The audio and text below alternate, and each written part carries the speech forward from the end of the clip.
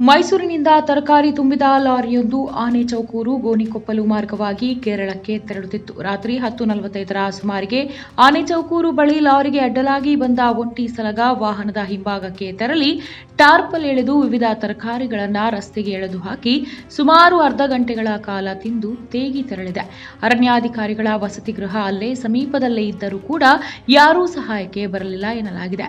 ಇನ್ನು ಸದ್ಯ ಲಾರಿ ಚಾಲಕ ತರಕಾರಿ ಕಳೆದುಕೊಂಡು ಪರಿತಪಿಸಿದ್ದಾನೆ. ಬಳಿಕ ಉಳಿದ ತರಕಾರಿ ತೆಗೆದುಕೊಂಡು ಕೇರಳ ತೆರಳಿದ್ದಾನೆ ಎಂದು ತಿಳಿದು ಬಂದಿದೆ.